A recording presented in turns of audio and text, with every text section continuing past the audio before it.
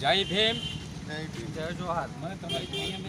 હું સમજીભાઈ આદિલભાઈ ડુંગરિયા, નિવૃત્ત સેવા સરકારી અધિકારી. અત્યારે હવે નસવાડી ખાતે ત્રણસા રોડ ઉપર ડૉક્ટર બાબા સાહેબ આંબેડકરની મહાપરિનિર્વાણના દિવસે અહીંયા અમે પુષ્પાંજલિ માટે ભેગા થયા છે. નસવાડી ખાતે એસસી, એસટી, ઓબીસી અને બીજા તમામ સમાજના આગેવાનો સાથે અમે આ શ્રદ્ધાપૂર્વક આજે બાબા સાહેબને અમે પુષ્પાંજલિ કરીએ છીએ. અને બાબા સાહેબે માત્ર એક સમાજનું કામ નથી કર્યું, સમગ્ર ભારત દેશના દરેક નાગરિકને માટે બાબા સાહેબે કામ કરેલું છે.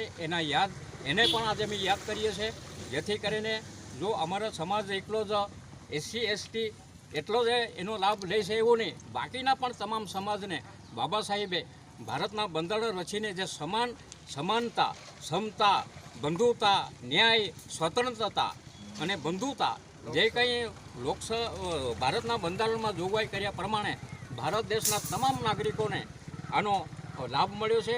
અને એ આજે આપણે પણ યાદ કરતા રહીએ છીએ. અને બાબા સાહેબે જે પોતાના આખી જિંદગીભર સમાજને ઊંચો લાવવા, ભારત દેશનું નિર્માણ કરવા માટે જેઓ જે કંઈ જહેમત ઉઠાવી છે, સંઘર્ષ કર્યો છે, અને એને આજે પણ આપણે યાદ કરીએ છીએ. અને બાબા સાહેબે જો ન હોત તો આજે આપણે ભારત દેશની અંદર જે પ્રકારની અગાઉ ચાલતી હતી, ભારત આઝાદ થયો તે પહેલાં એ બધી પ્રવૃત્તિ રહેત અને આપણે બધા આપણા આદિવાસી ભાઈ બહેનો અને એસસી, એસટી, ઓબીસીને કોઈ બોલવાનો અધિકાર મળતો ના હોત.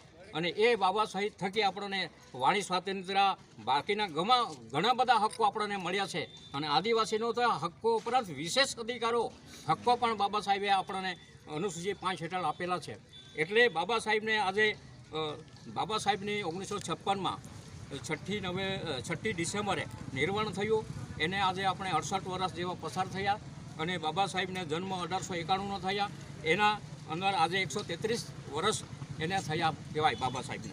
એટલે આ એક આપણા આદિવાસી જે શિક્ષણથી આગળ વધે, બાબા સાહેબે પોતે શિક્ષણમાં ઘણી બધી મહેનત કરી હતી. એટલે એમણે કીધું કે શિક્ષિત બનો, શિક્ષિત બનાવો, સંગઠિત બનો અને સંગઠન બનાવો અને સંઘર્ષ કરો. પોતાના હક અને અધિકારો માટે સંઘર્ષ કરવાનો છે એ આપણને આપી ગયા છે. એ બાબા સાહેબના વિચારો અને એમની દિશા આપણને આપી છે એ આપણે આજની તારીખમાં પણ ચાલુ રાખવાની છે, જેથી કરીને આપણા સમાજ, દરેક સમાજ આમાં આગળ વધે અને વિકાસ થાય. એવી બધાની આની બાબા સાહેબનું નેમ હતી. અને આજે આપણે બાબા સાહેબ આપણી વચ્ચે નથી, તેમ છતાં આપણે બાબા સાહેબે આપી ગયેલા વિચારો અને એમને આપેલી દિશા પ્રમાણે આપણે વધવાનું છે, આપણા સમાજને આગળ.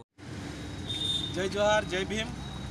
આજ રોજ નસવાડી તાલુકાની અંદર સમસ્ત આદિવાસી સમાજ તેમજ દલિત સમાજના અગ્રણીઓ સાથે મળી આજે બાબા સાહેબ આંબેડકરનો નિર્વાણ દિવસ છે, જેના શ્રદ્ધાંજલિ ભાગરૂપે આપણે નસવાડી 4 રસ્તા ચોકડી ઉપર બાબા સાહેબ આંબેડકરના સ્ટેચ્યુ પાસે આવી તમામ એસટી સમાજના આગેવાનો પુષ્પ શ્રદ્ધાંજલિ કરી.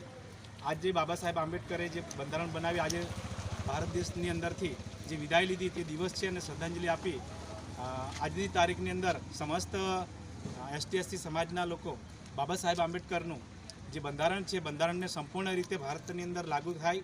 કંઈક ના કંઈક આદિવાસી વિસ્તારોમાં આદિવાસીઓના જે બાબા સાહેબ આંબેડકરે જે અધિકારો લખ્યા છે, જે બનાવ્યા છે, જે રાઇટ બનાવ્યા છે, પણ એ પણ સંપૂર્ણપણે હજુ સુધી લાગુ નથી કર્યા. તો એ પણ જેવી રીતે અનુસૂચિ 5 શેડ્યુલ 5ની જે વાત છે, અનુચ્છેદ 13(3)ની વાત છે, જ્યારે એવા જે કાનૂન જે બનાવ્યા બાબા સાહેબ આંબેડકર એ પણ હજુ લાગુ નથી થયા. તો એ સંપૂર્ણપણે ભારત દેશની અંદર લાગુ પડે. આવા મહામાનવ આખી દુનિયાની અંદર જ્યારે એમના બંધારણના જે ઉલ્લેખો અને દાખલાઓ પુરાતા હોય છે, ત્યારે ભારતના નાગરિકોને એમના બંધારણના હક અધિકાર સંપૂર્ણ રીતે મળે એવી આજરોજ અમે સૌ આદિવાસી અને એસસી સમાજના આગેવાનો સાથે મળીને સરકારશ્રીને પણ અપીલ કરીએ છીએ અને શાસનને પણ અપીલ કરીએ છીએ. જોહાર, જય ભીમ.